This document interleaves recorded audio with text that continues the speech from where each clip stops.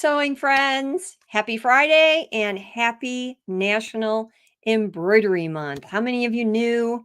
Give me a shake or a yes or a wave or thumbs up that it was that February was National Embroidery Month. Well, my friend Dawn Chace and I were having a little chat the other day. I said, "Hey, we ought to have a little party to celebrate."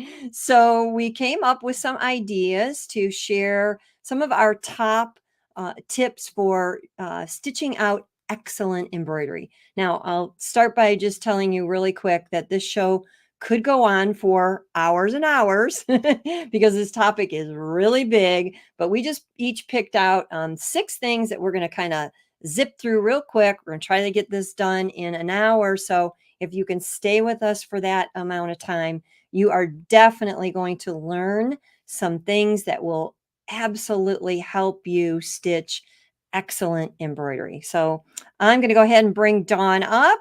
Hey, Dawn. Happy Hi, Friday. Joanne. Happy Friday. Happy National Embroidery Month.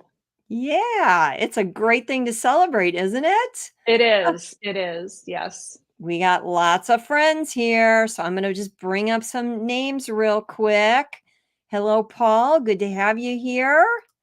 And we got Dorothy from Michigan. Marianne. Hey, Marianne, you are from Ohio. We'll sneak that one in. Yep, my fellow Buckeye friend. And Jolyn is here from Pennsylvania. We got Renee all the way from California. Kansas City. Yeah, Joan, I bet you're pretty proud right now. I understand that. And Audrey from Arizona. Good to have you here. I hope the sun's shining there. Send a little bit our way. We haven't had a whole lot of it. Oh, Ginny's here. Helen's here. Gail, Marjorie, Lynn, all the way from California there too. Debbie. Hey, Debbie. And Cindy King from my friend from Texas. Deborah's here from Maryland. Good to see you here, Deborah.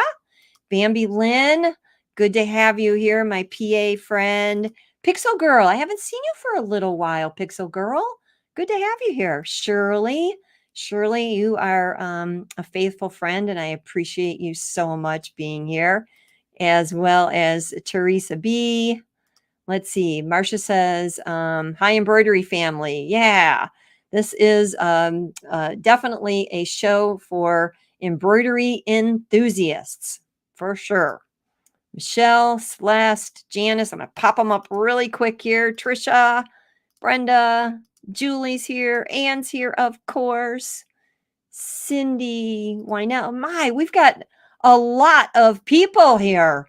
We Renee, do. Trisha, Janice. Yay, Janice, you made it. Good thing. I know it's a little bit of a tricky thing sometimes to figure out the right time for everybody, but we try to mix it up a little bit. And remember, you can always watch the replay if that is what's going to make it work for you. Kathy. Hey, Kathy. Good to have you here. Patricia and Darlene. Yay, Darlene. Birdie, I haven't seen you for a while either. It's been a little bit. Good to have you here. And Kathleen knew about National Embroidery Month. And let's see, Anne saw you on Sewing Machines Plus yesterday, Dawn. That was a great show. Definitely watch the replay if you didn't catch that live. That was good stuff and a lot of embroidery tips for sure. And Gay from Florida, my friend Gay. Hey, Gay. Good to have you here. Cindy, Julie, Gia. Hey, Gia. I hope I said that right. Susan, you are almost a neighbor across the river from me. Darlene, Lori, Perry from Wisconsin. Debbie says she can stay all day. Hey, Deb. That's kind of funny, but stay tuned. I've got something planned for the future that I'll announce a little bit closer to summertime that will definitely be a longer get together. So I've been wanting to do a pajama party, a sewing and embroidery pajama party for a long time. So I'm still in the works on that, and we will do that one day so we can hang out together for a long time. Oh, we got so many good friends here. I wish I had time to bring every single one of you up here. if I missed you, it's not because I didn't want to bring your name up. So hi to everybody. Hello, hello, hello. Well, Well, they heard you were having a party and they showed up. So I'm glad they're absolutely. here to party with all of us. And it was a last minute invitation as well, so that's Yeah. even more that makes it even more exciting. So I thought we just talk just a minute about National Embroidery Month. It's actually was started around 1992 from what I could find out, and it was originally, let me bring it up in a bigger screen there. It was originally for commercial monogramming embroidery. So I'm sure the industry itself decided to, designate a whole month to embroidery. But since then, it's really kind of spread and opened up to hobbyists, crafters, needlework enthusiasts. We just, embroidery enthusiasts encompass a large range of uh, specialties and certainly uh, the things that we all individually like to do. It could certainly cross over into hand embroidery as well, right, Dawn? I mean, no reason why not. Yes. I'd love to know in the chat how many of you do still do some hand embroidery in addition to embroidering on your machine. Dawn, do you do any kind of handwork? I don't mean hand sewing, but hand Yeah. embroidery. Yeah, so I Yeah. used to, when I was in my early 20s, do, cross stitch or hand embroidery. I did used to do that. But ever since I got my fancy machines, if I can stitch it on my machine, I don't do any hand sewing as much as possible. But Okay. interestingly enough, it's really popular with the younger the 20 somethingers, because my daughter, who's in college right now, she actually, when she was a senior in high school, opened an Etsy store and had a business where she was doing hand embroidery Oh, on nice. items. And the store did really, really well. So it's really popular with a lot of the younger generation right now. Isn't that interesting? Yeah, we're getting some Yeah. some good comments here. I also did lots of cross stitch and needlepoint at one time, but I have Hmm. to say I did pretty much give it up when I started doing machine embroidery. But I'm starting to get like a little bit of a hunger for doing some hand applique embroidery. I have a couple really good friends, Terry and Kim, who are local friends of mine. They're passionate about it, and every once in a while, I feel the need to have something to do when I'm stuck in a spot, if you know what I mean. Yeah. And you don't have your machine with you, so I'm thinking about doing that. It's Um, very portable. definitely, Yeah. definitely. Yeah, Ruth says her mother hand embroidered. I never saw my mom hand embroider. I have a few things that my grandmother did, but I think, some of that just comes down in your blood too. Loves to do cross stitch and needlepoint. Pixel Girl does both. Jean, you do hand embroidery with your granddaughter. That is so neat. Well, it's a great way too to teach uh, youngsters to start sewing. There's so many of those really easy to use kits and cute things. And I have a great niece right now who is in fashion school. And she, ever since she was a little girl, she was putting things together by hand, but she never did anything by machine until about 3 weeks before she was going to start fashion school. And then she got together with Aunt Joe so that I could show her how to use a machine. And she's already doing absolutely fabulous. So, and see, Haley says she's a cross stitcher, minimal hand embroidery, just getting into machine embroidery. Wow, that is good to know. If you are just getting into machine embroidery, I think you're definitely going to enjoy some of these tips. But National Embroidery Month is definitely something to celebrate, right, Don? Yes. A little birdie told me that you are going to be doing something very special with machine embroidery. So I'm going to see if I can bring you and it up together. And I'm going to take myself off for a minute. Why don't you tell everybody about this Well, so I have the opportunity and the privilege to go on what's a sew and sail cruise. And so, if you haven't heard about this before or haven't known about it, there are cruises that you can go on that are for embroidery and sewing and quilting and scan and cut and all the things. And I have the privilege of being able to go on what's called Sew and Sail 15. And if you know Amy Bachman, she does lots of Facebook Lives. She's in Harmony, Pennsylvania. She has a quilt store and sells all the brands of machines. She's the one who is going with me on this cruise, and we are leaving in May. So it's May 18th through the 23rd. And I will be teaching at least 4 classes on this cruise. It's all going to be on an embroidery machine in the hoop. The machines are going to be supplied, so you don't have to bring a machine. All you would have to do is pay your down deposit by Monday, and you can go on the cruise and take all the classes. We'll be doing stabilizer holders. We will be doing an in the hoop crossbody bag. We will be doing a hanging like that.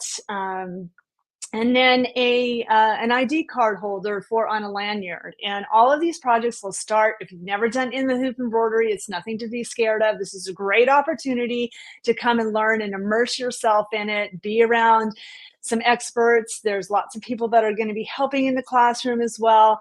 But you'll be able to, we'll start with the beginner project and then go to intermediate and then go to an advanced project. So within those 5 days of sailing and cruising and partying and going to Bermuda, you will have the opportunity to fine tune your skills and be able to learn some new designs and new techniques and hopefully be inspired and gain confidence to do in the hoop projects. I love in the hoop projects. I started with doing applique and embroidery fonts, but I really, really love in the hoop projects because you can put something on your embroidery machine and stitch it, put the fabric down, stitch it out, and in the end, you have a completed project. So it's just so gratifying and so much fun. So I hope you can join. I can put the link in the comments there. Sure The deadline thing. for signing up right now is is Monday, February 5th. So it's kind of a tight timeline, but all you have to do is have your deposit in.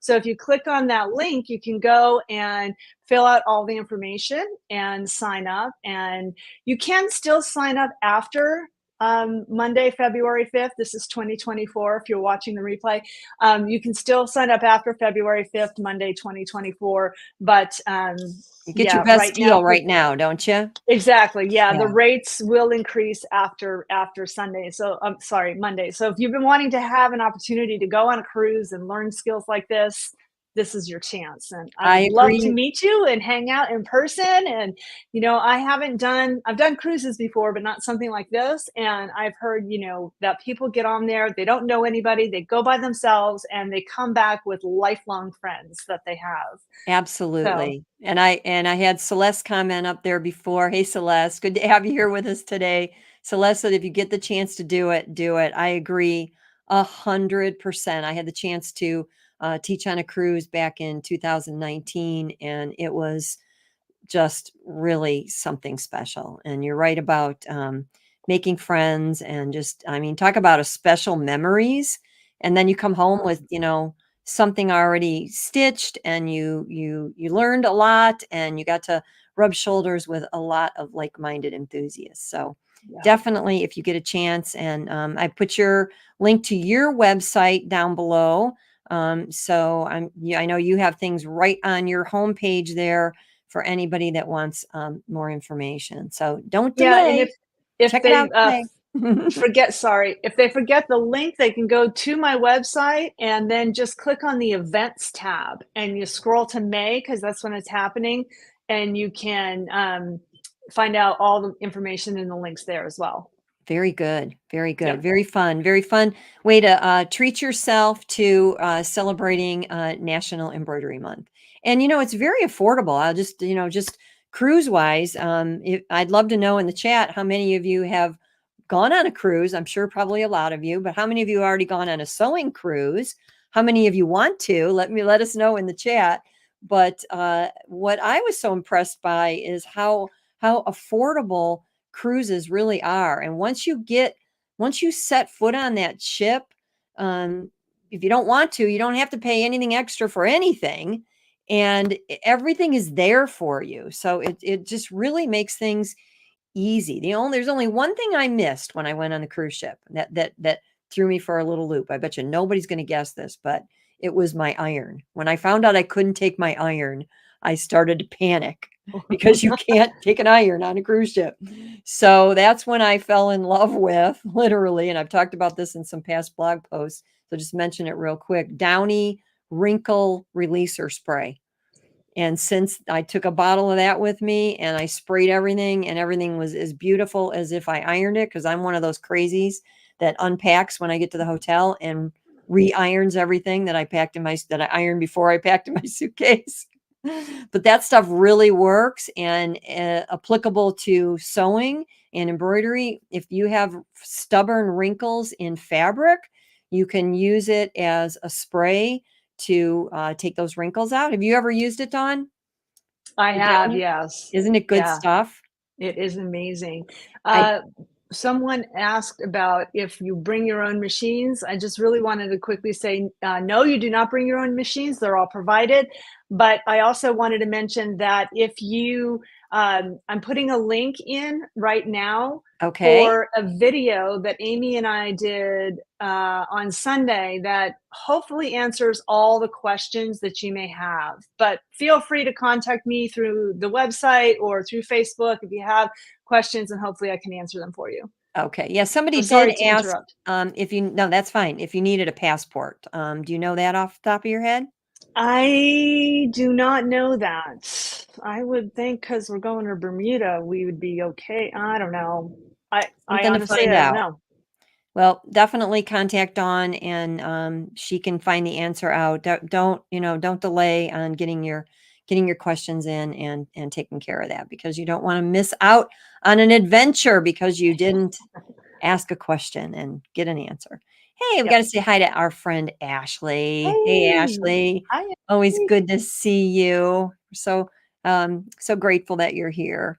All right. Well, what do you say we jump right into those 6 tips that we had for uh,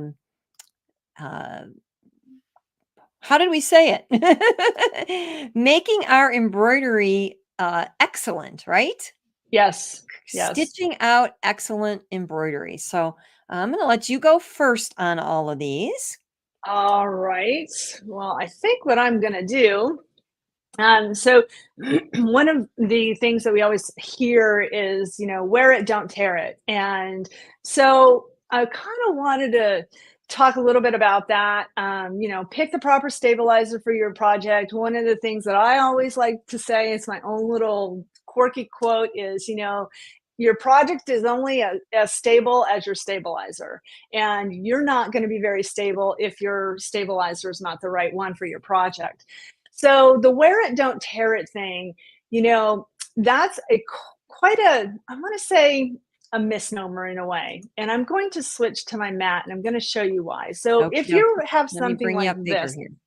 that's a knit, right?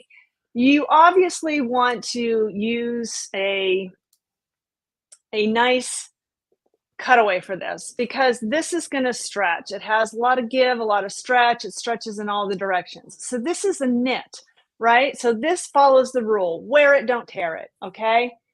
But have you thought about, you can wear a baseball hat? So this is something you can wear, but do you think you have to use a cutaway for this? Not necessarily, because the fabric here doesn't have any stretch or any give to it. So you could get away with a tearaway for this. So that's one example of where it, don't tear it may not follow that rule. What about if you have canvas sneakers, right? You wear these, but do you necessarily need to have a cutaway for this? Not necessarily. I did this with some sticky backs tearaway stabilizer. And the last example I have is, what about women's knee-high boots? You wear these, right? And you can embroider on them. So this I used, again, a sticky tearaway stabilizer. So wear it, don't tear it. I think when we talk about that hard and fast rule, it really refers to any kind of knit, something with stretch, a t-shirt, a sweatshirt, any kind of lycra, leggings, polo shirts, things like that is something that if you can wear it, you don't want to use tearaway stabilizer. You want to use a cutaway stabilizer. And a lot of times what I use specifically on knits like this is I like to use a fusible poly mesh on the inside that I iron to the back of the item. And that way it is fused directly to the garment, to the item, and it's not going to stretch at all when you are embroidering it. And so if you go ahead and you iron the fusible mesh to the back side of it, and you put it in the hoop and you want to hoop it properly and you're kind of pulling to get it nice and drum tight, because you have that fusible on the back, you're not going to stretch and move that the threads and kind of distort the item in the hoop. So that's my first tip.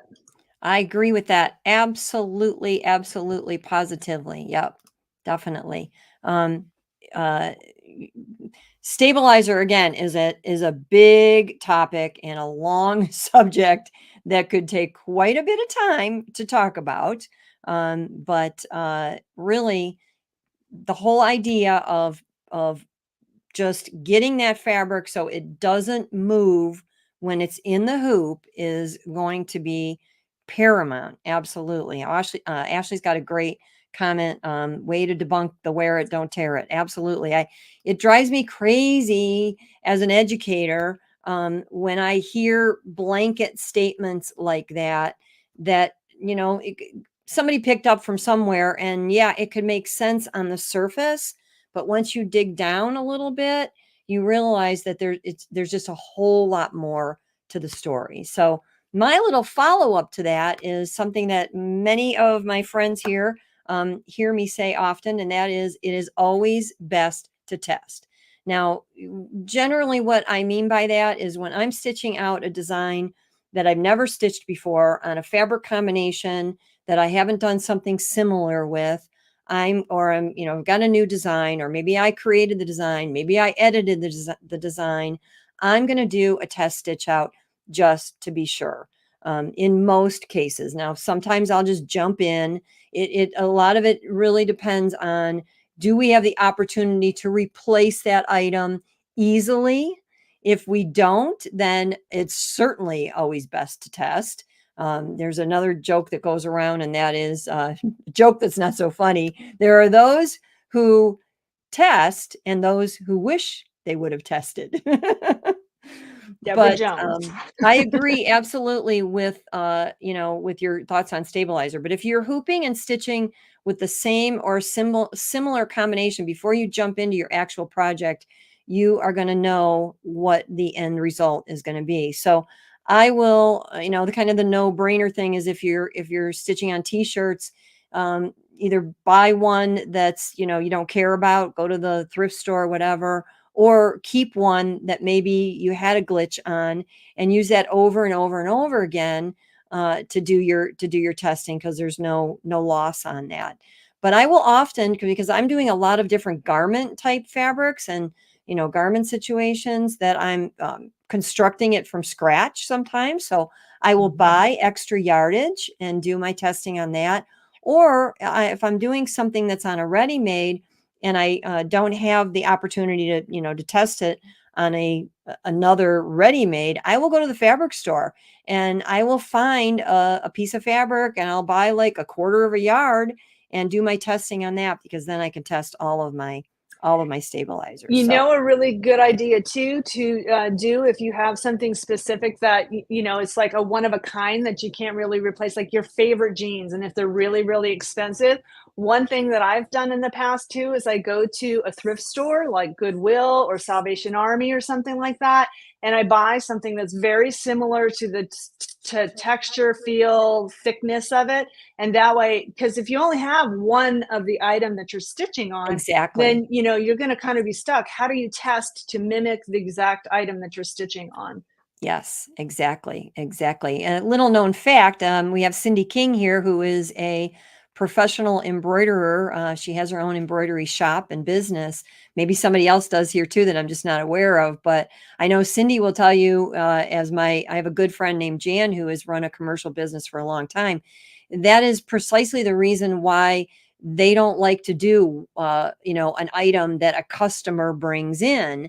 They want to supply the item, and there's a variety of reasons for that. Number one, they already know what they're dealing with because they've stitched on something like that before, but also they have the opportunity to replace it if need be because they can purchase it and order it. It's not a one-off, one in existence. So we've all had those nerve-wracking experiences where we haven't really been able to test for one reason or another, or test exactly, and we've had to just jump in and stitch on something. But that is the benefit of experience. So keep notes. That's kind of another little side tip. But when you have glitches in your stitches, keep notes of that, because later on, a couple years from now, keep a little journal. You may not remember that you stitched on such and such, and the results were such and such because you've given that item away. We got a Yeah. question here. Let's pop it up. Or Tracy says she doesn't follow that for applique. Yeah, applique can be a whole different idea. Maybe we'll do a whole show on prepping for applique embroidery. We'll have a few tips on that today, but that would be a good one for a follow up. Kathleen wants to know, does fusible mesh shrink? She read that it might, but she doesn't know if that's accurate information. It is a great question. Dawn, I'm going to let you have a shot at the answer to that first. So I haven't noticed that in my experience, and I use a lot of fusible mesh on items. But that is exactly follows what Joanne is talking about. It could be brand specific if some of them shrink. Like I mentioned, I haven't had that issue, but again, as Joanne mentioned, test. So if you get a fusible mesh, stitch it on a test stitch of fabric, a test scrap of fabric, and then launder it how you are going to launder it. So throw it in the washer, throw it in the dryer, and see if there's bunching or if there's rippling or if there's, uh, kind of shrinkage around it. That's one way to tell as well. But I also, when I use a fusible mesh on the inside, I will, at the very end, I will reheat it with my iron, the outer areas that were not stitched on. I will put a hot iron on it, and then I'll pull it away from the garment, and I will cut as close as I can to the stitching, about a quarter of an inch, half an inch away. And so that is no longer attached to the garment. So that's another tip that may help you with shrinkage. But again, I would test it and see if that happens. But in my experience, I haven't noticed any shrinking. I'll weigh in on that a little bit. I have noticed shrinkage. A lot of it depends on the heat of your iron, which is varies all over the map. I used to use a particular brand of iron that was so hot, unless you had it on the lowest setting, it seemed like it just roasted everything. So it can depend on your iron, but I have found cutaway to shrink up a little bit and pucker with some higher heat. So I'm very careful about using cutaways a lot of times on knit fabrics. I'm sorry, on cotton fabrics or linen fabrics, or fabrics that would require a fair amount of heat to iron the actual garment. Most of the things that we're going to use that cutaway mesh on, whether we use fusible version or non-fusible version, which mesh is a cutaway, obviously. Most of the things we're going to use that on are going to be knits, t-shirts, sweatshirts, or things that wouldn't get a lot of hot ironing. So that kind of is my feeling on that. You can also, just as a little precautionary measure, you can hold your iron above it with some good steam before you actually fuse that fusible mesh in place, and that will shrink it a little bit.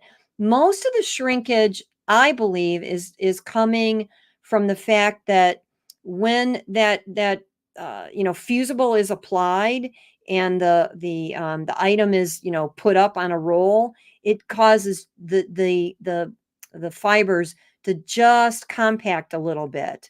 So again, a lot of it depends too on the size. It's just like fabric. If you're working with a small piece of fabric, we generally don't worry much about shrinkage because it's small. There's not that much percentage there. But with bigger pieces, you can lose more, and so you may want to pre-wash and dry fabrics like that. But hope that makes sense. Let's see. Ashley says, yeah, we don't like to do it, but it can save you. Absolutely. Absolutely. And Debbie says it's crucial, especially with gifts. Absolutely. Because, again, you're might be creating like a one of a kind thing. And then Cindy would like you to reiterate the wear it, don't tear it. Can you you can certainly, Cindy, you can rewind this once it's over and watch the whole spiel. But would you summarize that just in a couple sentences, So to Don? summarize, the wear it, don't tear it is if it's a knit and something that stretches, then you're going to want to use a cutaway. If it's something like a baseball cap or canvas sneakers or a denim jacket, something that's not necessarily going to shrink or doesn't have a lot of stretch to it, then you can use a tearaway. So essentially, wear it, don't tear it kind of corresponds with if you have a knit, anything that stretches is going to want to have a cutaway. Yep. Yep. Absolutely essential. Again, the whole point to all of your embroidery is to have your fabric, and we'll talk a little bit more about this when we talk about hooping, have your fabric hooped in such a way that that fabric doesn't move. Once the area that you're going to be stitching on is in the hoop, you don't want that fabric to move. And you may think it's not moving, but every time that needle is bouncing into the fabric, depending on what you're stitching, depending on your fabric, depending on how you've hooped it, it could move a little bit. And a little bit of movement can mean a lot of issues. So let's see, got a few more comments here. Lois, hey Lois, good to have you here with us today. Lois says she has found shrinkage in her interfacing as well as mesh stabilizer. So yeah, even this, it's something you could test because there's all different brands, and depending on where you bought it and who manufactured it and how it was rolled, you might find a variable in this. So take a 6-inch square of fabric and a 6-inch square of whatever you're going to be working with, and do some testing with it. It does not hurt to do some testing. And Tracy says she has washed her mesh. Well, be careful with the fusible. Most fusibles, I would just recommend, and I've done this with interfacing over the years. It's generally recommended that you just dip it in hot water, because the hot water is not hot enough to actually melt the glue, but it's hot enough to shrink whatever the fibers are, and then drip it dry. So that is the best way if you do want to actually pre-shrink something. But in most cases, I found just that little bit of steam with the iron over it is certainly like enough. It works. It works. All right. So are we only on number 2 already? Okay, let's We're only jump on into number 1. 2. All right. Needles, another one. And I should say, just first of all, I want to thank everybody for being here. If you're watching live, it's always so much fun live. It's like having a party, and everybody's here together, having a party together. But if you're watching on the replay, thank you for being here on the replay as well. We are attempting to just throw out some fun, fast tips for achieving excellent embroidery, but there's always lots of other resources and lots of other topics that could be expanded on. In fact, I'm going to pop a link in for the number 1 that we talked about, and it is a YouTube show that I did for It's So Easy TV, where I talked about how to prevent puckers in your embroidery. And if you don't watch any other of my videos, which I hope you watch lots of them, definitely want to watch that one, because I showed a whole bunch of samples and a whole bunch of techniques and a whole lot of ways to prevent puckering. And some of that is caused by the whole stabilizer issue. So needles, another big, fat, juicy topic. Dawn, I'm going to let you go first. You say use a 7511 ballpoint needle for applique on knits. Okay, so I have to preface this with saying I come from experience of sewing a lot on knits, and my business started out as with mainly applique designs for kids, so birthday shirts, holidays, that type of thing. So my experience when I was using a needle that was a sharp point, it would literally cut holes into the knit of the t-shirt. And so when you have that thick, heavy satin stitch around the perimeter of the applique design and constantly going in and out and in and out, it would literally create holes around the outside stitching of the satin stitching, and therefore, creating little holes cut into it. So I started using a 7511 ballpoint. So with the 75, the eye is going to be smaller, and then the ballpoint actually takes the fibers and it separates them. So when it goes into the item, it kind of separates them instead of cutting holes in it. So in my experience, and I know there's many experienced people here with us live today that may completely disagree, but in my experience, the 7511 ballpoint, when you are doing applique on a knit, works the best in my experience. And now here's Joanne with her experience.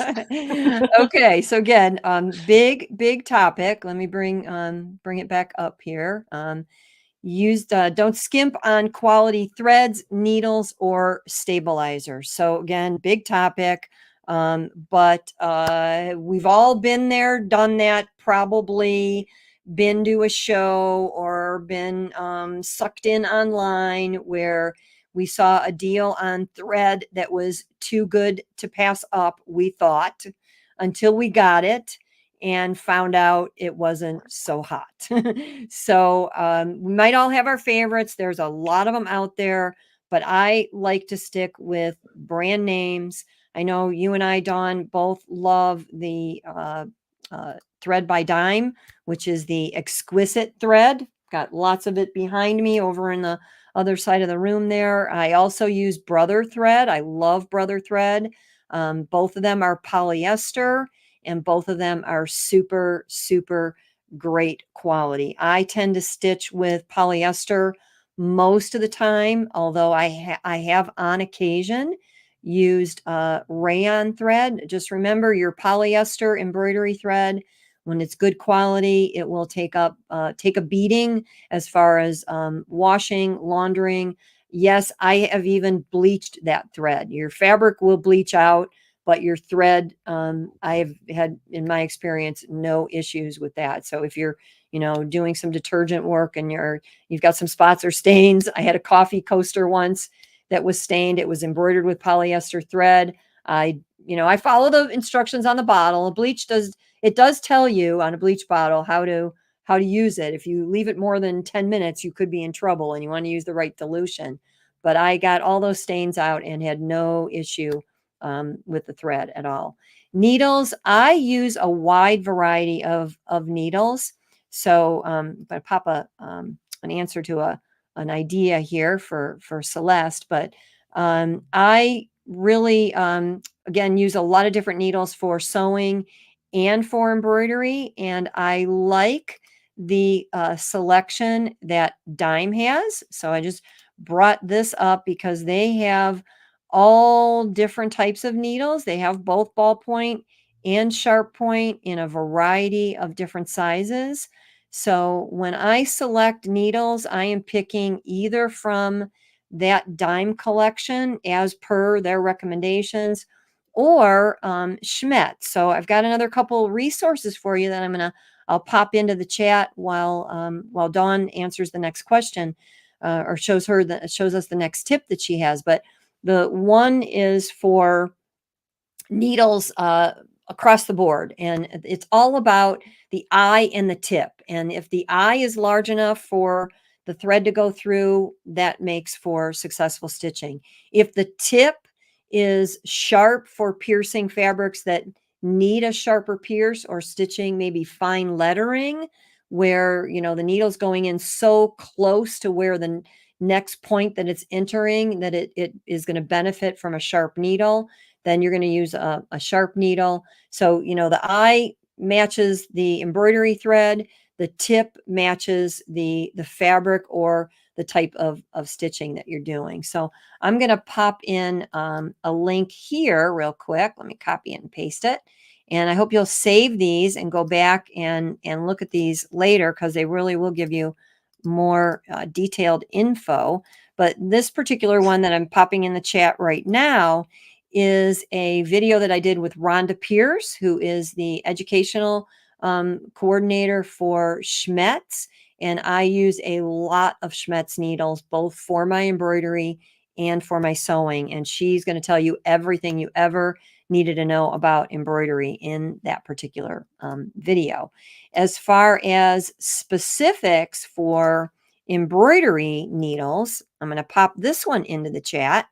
And this one is a video done by our good friends, Eileen Roche and Deb Jones, who are both from Designs and Machine Embroidery. And when Deb Jones says it, I listen with all ears, because she has had probably more experience in the embroidery industry than 10 people I know all added up together. I hope to have her on my show, on my interview show one of these days, because she is utterly amazing. And she, in this particular video, they talk all about all of these needles and how and when and where you would use them. So it's really, really, really a good thing to listen to both of those. So let's see, we're going to bring up just a couple questions on that subject. Okay. Judy says, if a package says embroidery needles, are they ballpoint? They're not technically ballpoint. They are we could say semi ballpoint, which just means they're semi rounded, which means they're not sharp.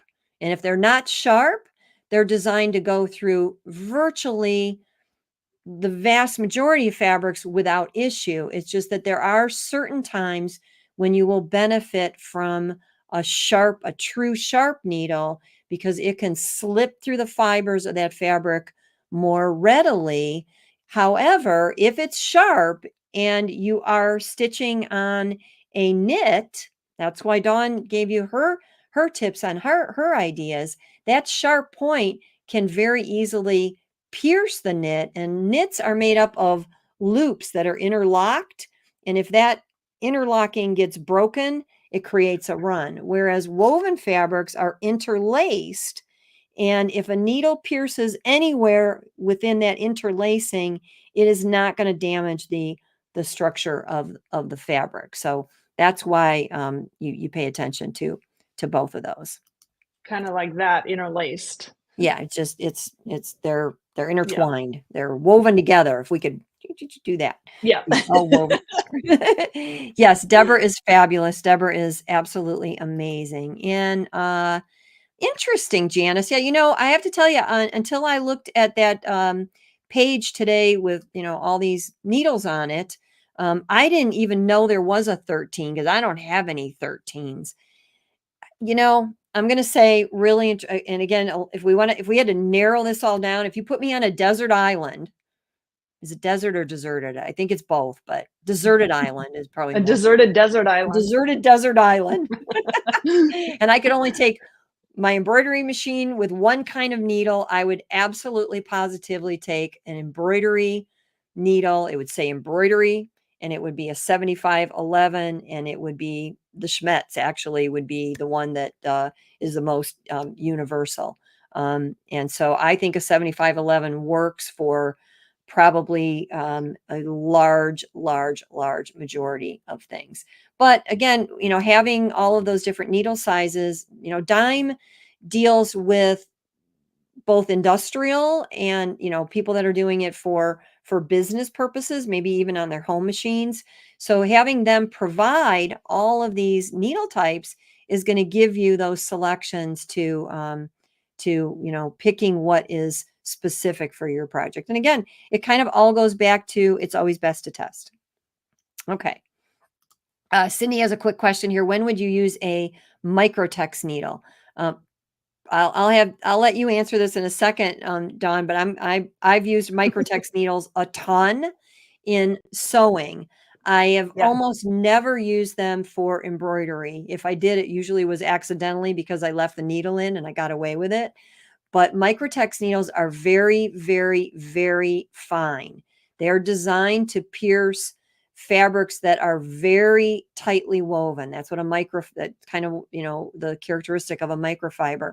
So if you have a needle that is not super sharp and super thin, and you sew on a fabric that is actually my faux suede wrap here is a perfect example of what I would consider a microfiber. Even in the heavier version of this fabric, this is dress weight, but even in the heavier home decorator version, I always use a microtex needle for that. So anytime I have a fabric that is tightly woven and I want to be able to have that needle cleanly cut through it, I will choose a microtex needle.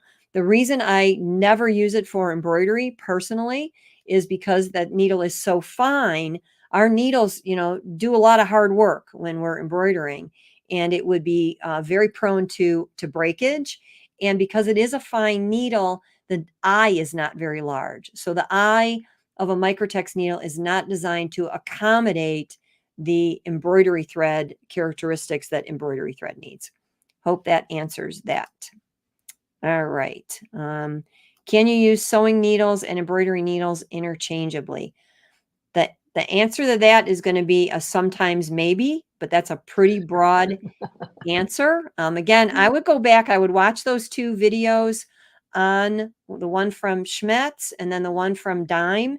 And the one from Schmetz is going to tell you about every needle. We had a great discussion for stitching on all different types of fabrics. And we did talk about embroidery as well. Sometimes you can. And again, boy, I hate to contradict anybody else that says something if it's working for them. So anything either one of us say today, if it's not what you're doing and what you're doing is already working, plug your ears and go for it. If it isn't broke, don't fix it. But you might learn something and you might want to try some new things. But I do hear people sometimes say things that I literally, and Dawn and I were talking a little bit about this, that I literally like grit my teeth and say, no, don't say that. Because I come from a background that's very deep in education and deep in training. And I'm a brother ambassador. So I've been to those brother training environments where I've been able to ask the engineers who invented the machines questions. And I'm a by the book type person. I follow what they say. I might bend it a little bit, I might deviate a little bit, but I really do like to find out what the designers intended when they, recommended a certain thing. And so I've heard somebody at one time say, just as an example, that this person used jeans needles for all of their embroidery, even on t-shirts. Well, that person was lucky that they never had that jeans needle pierce that knit, break that loop, and cause a run. But I guarantee if you keep doing that over and over and over again, one day you're going to take that t-shirt out of the wash and you're going to look at it and you go, huh, what happened there? Well, that's what happened. You used the wrong needle when you were embroidering. So it is very, very, very important. Lori says she uses a microtex needle to quilt. Yeah, now that's a great point, because that's when you say never and never say always, because there are those exceptions. And if you're quilting, you're doing a simple straight stitch for quilting on your embroidery machine, and you are you're going through cotton and batting and another layer of cotton, which is kind of like smooth sailing, not difficult to penetrate. So good, good thought there, Lori, for sure. Cindy, you are very, very welcome. And Marcia says she wishes the needle companies could figure out a way to mark the needles without having to use a magnifying glass. I know. I hear you. I hear you on that. They say that if you leave it in the package, at least like on the Schmetz needles, that magnifies it. Doesn't magnify it enough for me. So and Shirley's embroidering on a quilt she made for her daughter. Great. Changing the needle. Again, that could be another one of our 6 times 200 tips. But yes, if your needle is getting dull, that can happen. But also, if your needle is too small, so sometimes you do need to upsize your embroidery needle or in sewing as well, because the larger the needle size, the eye of that needle gets larger as well. And the larger the eye is, just without getting too complicated on how a stitch forms, it's more gentle on the thread because the thread has more room to move in there without getting scraped. And Kathleen uses a Microtex needle with 60 weight thread for tiny lettering. Another great point. Great tips that are rolling in here from the peanut gallery here. 60 weight thread is very fine. So your needle eye can be smaller. So definitely. Darlene says we're making her want to go change her needle. And Celeste uses the foam where the Schmetz, which we love that spell check, right? Schmetz has a really great, good for you, Dawn. Let me bring you up so we can see that really good. That is it. Yes. I have one. Have I used it? No, my needles are like all over the place. Shame on me. I use it all the time. This Good is how for I know you. what's in my machine. I had to make a habit of it. I just had to make a habit of it, but it's worth it. I also Yeah. have an embroidery design in the Hoop project on my website where it's a little booklet Okay. that you can put your needles in as well, Oh, that's neat. right here. That So is it ends neat. up being like this, and then you have the sizes over here. So this side says embroidery, and it says, these are the numbers of the needle sizes.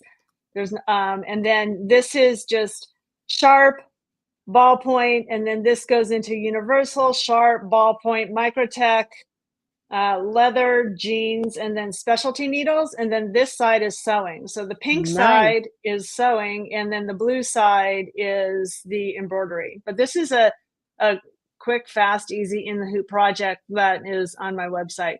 Love it. Love it. And yes, Schmetz actually has a downloadable PDF that you can keep on hand. So yeah, good tips. And those are really cute. I love it. It I comes in love it. two I love it. sizes too. So this one is perfect for like when, if you're going to a quilt retreat or a quilting class or embroidery class or a cruise, you can take it with you.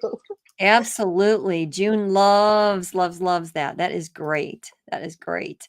Okay, next one. What are we on? What are we Oh, I on? We're just on two. really quickly wanted to say, someone in the comments, they are scrolling by so fast, but Schmetz does on some of their needles, they do have two different lines, one for what type and one for what size. So Yes, yes, absolutely. They have a newer, somewhat newish system. So if you have old needles from Schmetz, which I do, they're a little bit different. So definitely look at their website. Oh, and can I throw in another tip? Sure. Um, that I got from watching our friend Ashley Jones is she actually takes the needles and she'll get a Sharpie and she'll color code them with the Sharpie, depending on what size they are or what type of needle. So that's a So make Ashley your Jones tip for you. make your own color coding, Yep. courtesy of Ashley. Thank you, Ashley. That is a great, great tip. And then Lori has one here. She says, don't forget to not use the auto needle threader with the smaller needles. You're right. 7511, according to, I'm a brother ambassador again, so I'm using brother machines on my machine. in my book, it tells me not to use the automatic needle threader for anything smaller than a size 11. And you know what? I'm not chancing it, because having to get that needle threader fixed because you made a mistake is not fun. I know some of you here agree with that. I thought Definitely. it was also 65 like you said, smaller than 75. So that would Yeah. include 70 or 70, Exactly. 65. 75, which is an 11 in our American measurement, is the minimum. Yeah, and Ashley says, "True story." She marks them. Great idea. I love that idea. Thank you for sharing that. Absolutely. And then Lori's tip was great too. So, very good. All right. So, next up is choose the right hoop size, a small design in a small hoop, and then I'll talk about matching fabric and design. I think we can go through this one pretty quick. Yeah. So, if you have a design that is, like this hat, and you don't want to stick this is like 3 inches. You don't want to stick this in a 10.5 by 16-inch hoop, right? You are going to have a lot of stabilizer that you're going to waste. You're going to have a lot of area of the hoop that is, exposed, and you want to have the smallest hoop that you possibly can for the design you're stitching.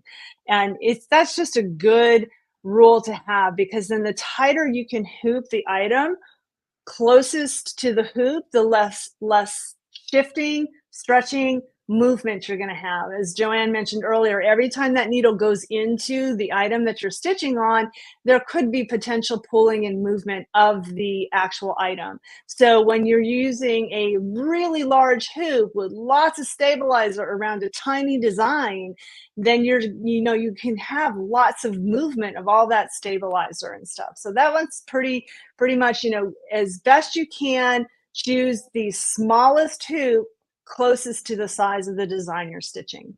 Absolutely. One of the best tips ever. And that's why many of us are a little bit hoop crazy. And what do I mean by that? You know what? If you have every size, eventually you're going to use almost every size. And if you're doing a square design, it works great in a square hoop. So I'm a big fan of purchasing all the extra hoops that you think you can really make use of. Yeah, you may not buy them all at once. You maybe, put those on your wish list and collect them little by little. But it really, the more hoops you have, the better off you'll be, because there are times when you'll really will benefit from having an extra hoop. My thing, again, big broad topic, but match your fabric and design. So to put it very simply, if I'm stitching a lightweight design, I'm going to work on a lightweight fabric. Can you sometimes stabilize lightweight fabric so it's more like a medium weight fabric? Yes, but if I'm stitching a heavy design, I'm not going to stitch it on anything other than a heavier fabric. And I have had benefit when I've worked on either I'll grab a couple things here, my wrapped in embroidery book. I'll bring myself up here. When I did my wrapped in embroidery book, there's lots of different fabrics that I used. I have on the one on the cover right now. This is a rayon batik. It's very lightweight. I wanted to have a beautiful scrolling design and still have the drape of the cape, so to speak, so I could wrap it and wear it in a variety of different ways. So I specifically chose this style of design, and I tested it, to work on the lightweight fabric. And it's not that it couldn't maybe work on something else, but it's literally made to match. And that is the case with all of the wraps in the book. The designs were made to literally coordinate with the types of fabric that they're stitched on. Same thing with my jean jacket collection, my Just Jackets collection. These are, in most cases, a little bit denser designs, and they are ideal for stitching on denim. Yes, you could possibly use them on other things, but just kind of think of that. Most designs that you purchase are not always specifically coordinated. So it's very helpful to know what the designer intended that to be on, and then kind of go from there. So again, kind of a broad topic. I'm going to recommend again that video that I linked to earlier about preventing puckers. Preventing puckers, I will show you in that video a whole bunch of ideas and principles to follow that specifically talk about matching your fabric to your design. All right, next one. Number 4, hoop properly and carefully. I'll let you take that one, Dawn. Yeah, so that one goes really with along with the one I just mentioned about, choosing the smallest tube. So you want to make sure that you're hooping properly. So in other words, you don't want to take this hoop here and just kind of put your stabilizer in there, and it's not going to be all flat, and it's going to have like gaps in it, and then you're going to tighten the screw down here, and there's all this give and movement, and it's not even here on the side. I didn't even catch it on the side, going too fast, trying to get a project done. That you have to make sure that your stabilizer is nice and flat. The item that you're putting in there is nice and flat.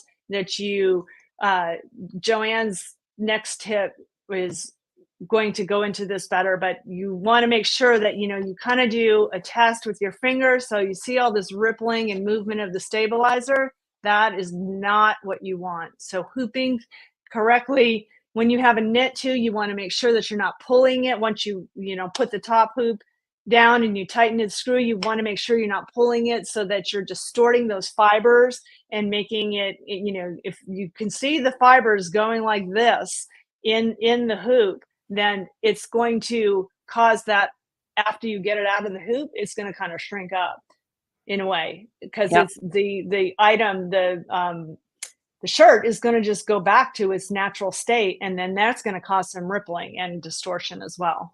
You are correct. While you come back, I'll just kind of talk about mine real quick. Again, I show this in the Preventing Puckers video. Again, if you watch nothing else, watch that one.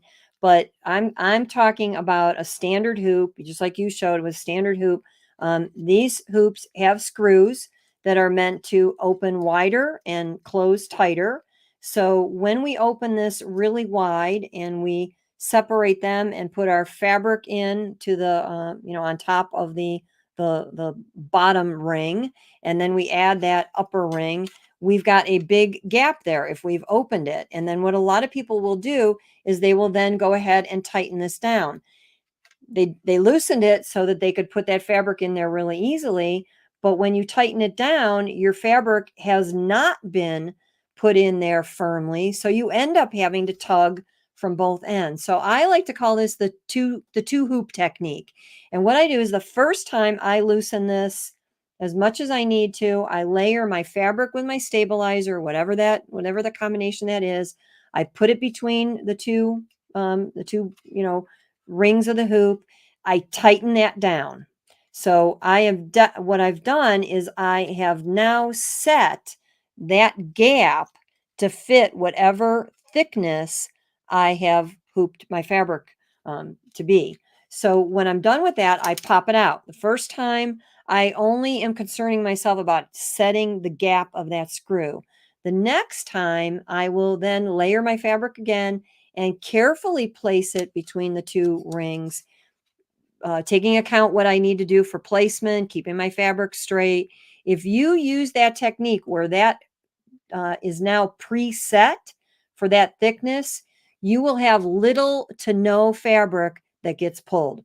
Try it once and watch that video, try it once, and you will see how well that actually works.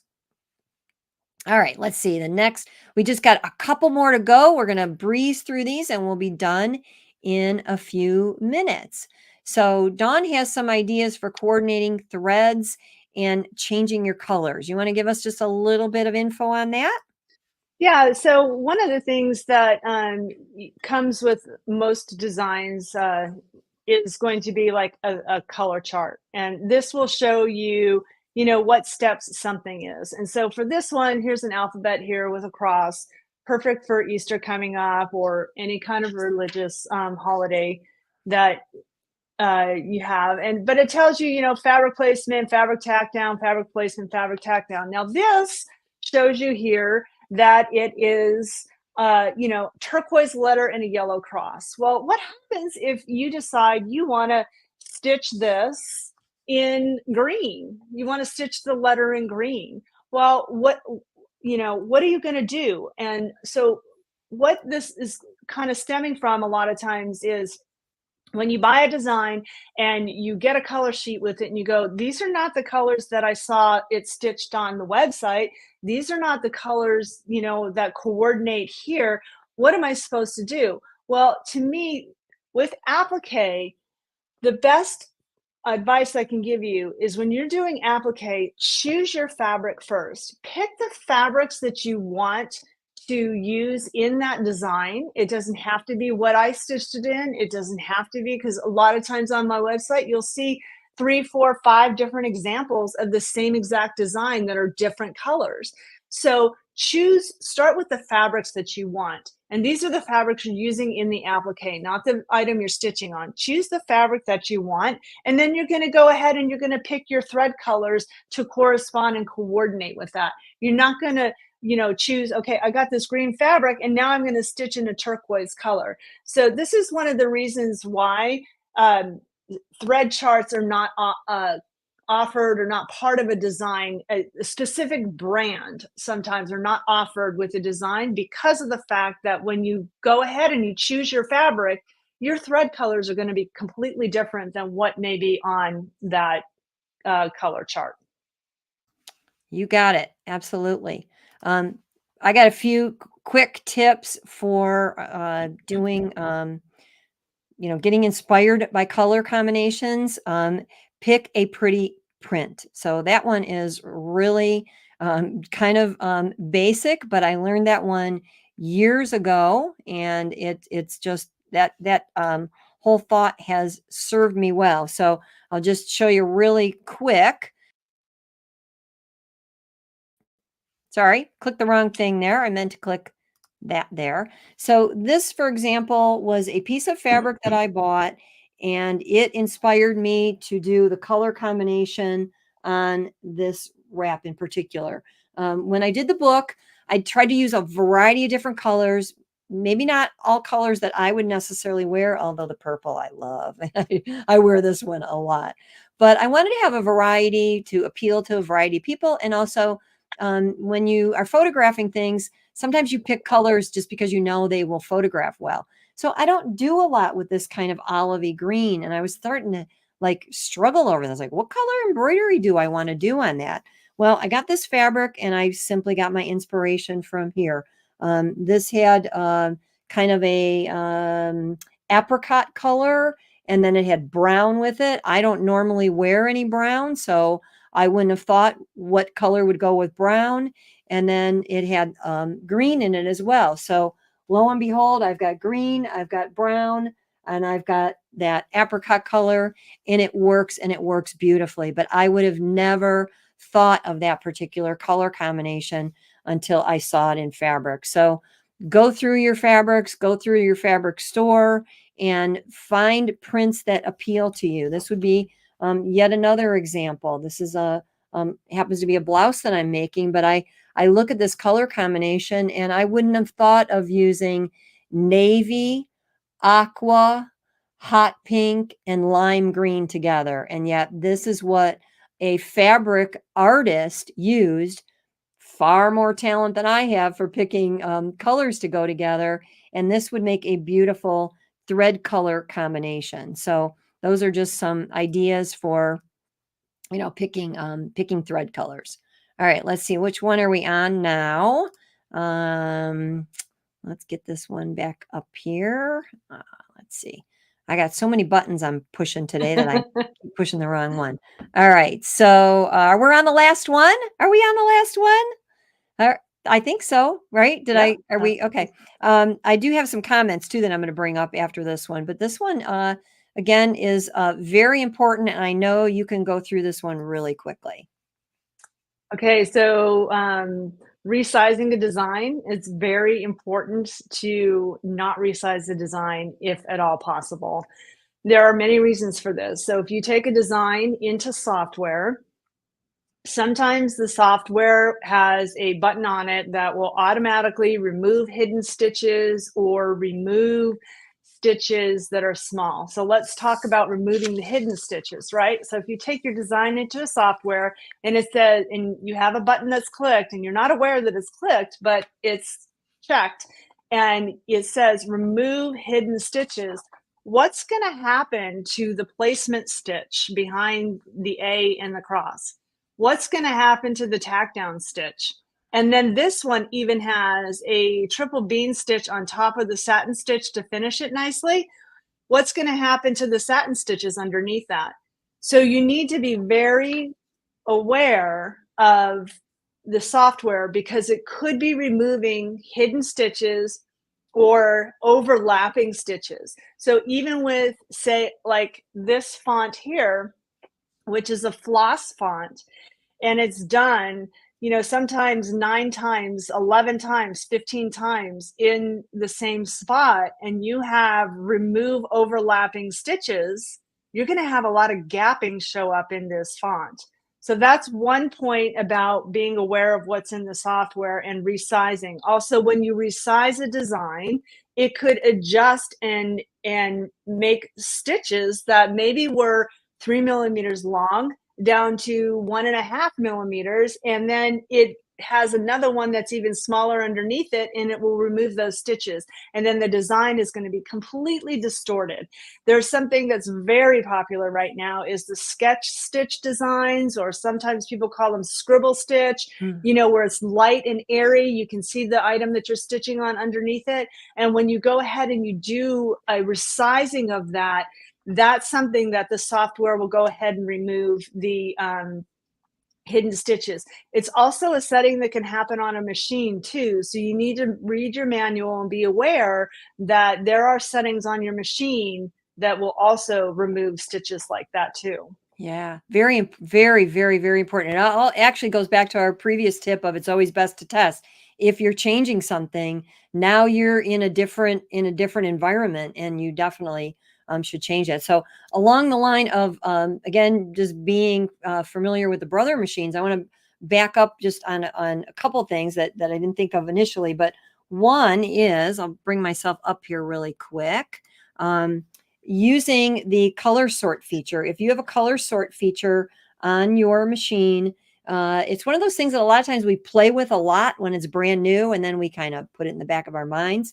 But using color sort, I stitched this out in just the colors that it came standard for the design. This is a design from Embroidery. It's also a past design from a previous machine. And I always like to say, what do I do if my fabric's blue?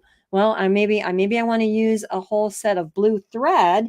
And in fact, that is another tip back to color, because my mind always goes back to all these different things I didn't think of initially. But Designs and Machine Embroidery has beautiful thread sets called Color Play.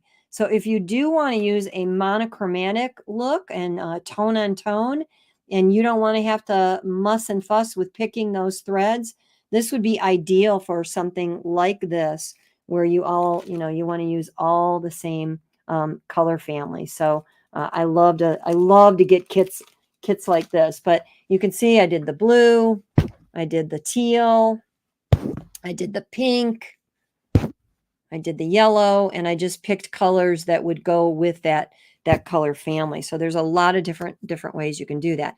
And then along the idea of the resizing, again, just for my brother friends out here in our friends that are with us today, if you have that feature on your machine where you can touch the button and it recalculates the stitches, it's a great feature. But again, beware, because the machine is very smart, but it only has so much brain power, and it could at times change your design to different stitches, because it says, oh, now you're taking what was a satin stitch, you're putting it in a bigger area. I need to make that into a fill stitch for you, which may or may not be what you want. So you definitely want to be careful with that. All right, let's see. Was that it? Or did I give my last one? I don't know if I did or not. Let me bring I that think that let was, me bring yeah, that up I think again. that was the last Oh, one. yeah, slow down your stitching.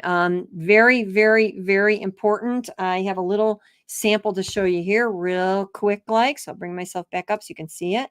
This is a quilting design in the background. And if you look at that really, really close, I think it's focusing pretty good, you will see that my stitches look perfect. And those stitches are straight stitches that are stitching one straight stitch on top of another straight stitch. Sometimes it'll do that by doing a triple stitch, also known as a bean stitch. Sometimes it will do it by traveling over it again. And if you are stitching at a super high speed, the slightest little bit of movement can cause that stitch to be off just a hair. And when you're talking about a straight stitch, just a hair means it's going to show up next to the thread instead of on top of the thread. So be careful with that. You don't necessarily need to be a speed demon. Um, and stitching fast doesn't always even get you there faster. We look at our machine and it tells us how much time we have.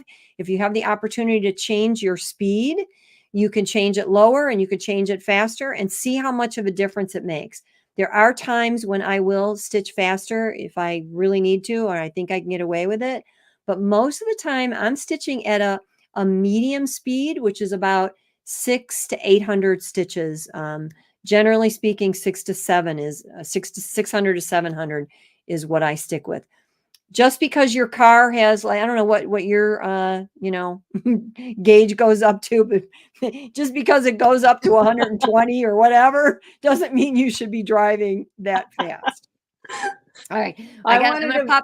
Go ahead, I Dawn. also wanted to mention about the resizing of the design. You know, with most businesses I know, and I'm not speaking for all of them. I don't know all of them, but for most of them, what I would like, they offer designs in multiple sizes. So with mine, for example, most of my designs, if it's like an applique design or an embroidery design, it'll come in a 4x4 to fit in these hoops: 4x4, 5x7, 6x10, and 8x8. Those are the traditional standard size hoops that, you know, the designs I offer come in.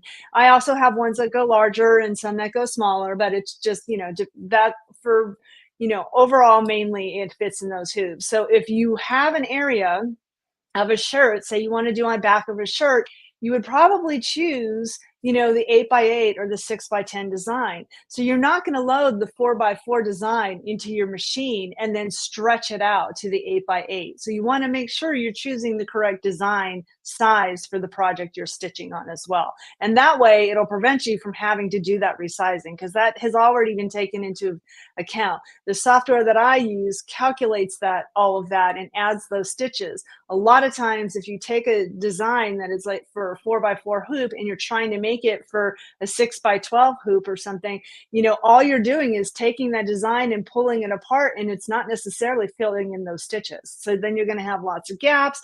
A lot of times the stitches will become way too long for your machine to register to be able to stitch that, and then it'll skip it, so you'll have blank areas. So it's just going to be a hot mess, and you're going to be really unhappy, and then you're going to contact me all angry and frustrated. Yeah, And I'm just going to have to walk back with you on all the steps. So yeah, do yourself a favor and pick the design that's closest to the size that you need, and if at all possible, steer away from yeah. resizing. Yeah, and it definitely. And there's some, designs like lace designs, freestanding lace. You should not resize those at all, because you will have issues. So again, more things that we could talk about. I'm gonna just pop in the chat again. Somebody had asked this particular video, the pucker proof your embroidery video, will show you hooping techniques and stabilizing techniques. And then I have another one I want to pop in. This one is all about embroidery real quick. And this is another one that I did for the It's So Easy TV show. Definitely a must watch if you're embroidering, particularly on blanks and a variety of blanks. Thank you, Linda, for that. Oh, there it is. Okay. So that's in the chat. And thank you, Linda, for your recommendation there. I really, really appreciate it. Actually, I got a few questions. So if you need to leave, I understand. We were trying to keep this to an hour, but haha, in our dreams, right? We really appreciate everybody hanging on and hanging out with us. Again, if you're watching the replay, thank you. We really do appreciate having you on both of our channels. Dawn has her own YouTube channel as well. Dawn, what is your YouTube channel called? Creative appliques. Okay, and mine is Let's Go Sew with Joanne Banko. So definitely check out more videos there. But if you could stay around, I'm going to just bring up some of the questions that we had to kind of put in the background just a little bit, or some of the comments. Okay, I don't know if we answered this one. Recommended, yeah, we didn't answer this one. Dawn, why don't you take that one? I just use my needle until my thread starts shredding or the needle breaks. So I'm not a good person to ask about that because I just when I put it on the machine, I just like to stitch, and I'm really good about the maintenance of cleaning out all the dust and the lint and all of that after I use the machine. But as far as changing the needles, I pretty much just keep stitching until, thread shredding or it breaks. So Okay. And so that's I kind of that I know a lot of people that do that. I have kind of a broad statement on when in doubt, throw it out. So if I'm even like, remotely, I'm gonna be stitching on some delicate fabric or something really important. I'm not even gonna chance it. I'm just gonna take that needle out. I keep them in a little empty pill bottle that I eventually fill and throw away. I sometimes will pull one of those needles out to stitch on something kind of crummy. Or when I'm doing stitching through paper, I'll pick an old needle because I know it doesn't matter if it's a little bit dull. And so I kind of follow that when in doubt, throw it out philosophy. They say the needle manufacturers generally say after about 12 solid hours of stitching, your needle is ready to be discarded. But stitching on what? Polyester, cotton, vinyl, all of those. Just remember that when you are stitching on synthetics, your needle will dull faster, whether you're sewing or embroidering. So again, you may want to follow the when in doubt, throw it out. Linda says, nice tips. Thank you. And Janice had said she can vouch for how well the design stitch out. Janice, I think, has both my book and the Just Jackets collection. So yes, I appreciate that. Shirley has the collection and is going to embroider on some jean jackets. You're going to have a ball. The designs are beautiful, if I do say so myself. I've had a ball working with them. And Shirley said that's really beautiful. I'm sure she was referencing something we were showing. Janice says hooping is her least favorite thing to do. Yep, definitely watch that video. I think that will make it easier. And then Celeste wanted to know, is it okay to take the sticky stabilizer, stick it to the back of your hoop, and then float your fabric on the sticky? I'll weigh in on that really quick. I would say if you're using sticky paper in a standard hoop like this, I never do that. I always hoop the sticky stabilizer with a protective layer still on it, score it lightly with a pin. I have to say lightly because I had a friend in class recently. She may be watching this, and I forgot to use the word lightly, and she strongly scored that and literally went right through the surface. We had to start over again. But if you lightly score it, you could peel that paper away. That way you will have no sticky on your hoop, and it will be in there really nicely. But if you go back and you watch Dawn's video that she did for Sewing Machines Plus, and she used Durkee hoops from our friend Brent at durkeehoops.com. She used special hoops that were designed to be used with sticky. Dime also has a great sticky hoop that I love. It's actually half of a hoop. It's only designed to hold sticky. And when you're using those, they work really, really, really well. So I think she got a few tips, Celeste, from some other friends for how to clean that. So that kind of covers that topic. And Kathleen says for woven fabric, she likes to use Pellon 101. Yep, a lot of people use that. Boy, I could do a whole topic on that as well because I've done live streams where I've talked about how I use a variety of stabilizers, or rather interfacings as part and parcel of my stabilization. Sometimes it's my only stabilization. Sometimes it is used in combination. So that's another big topic as well. So let's see. Let me get back to the comments, see if any new ones came up here that we need to answer. Get your questions in here last minute. Got a lot of comments on all of the different tips.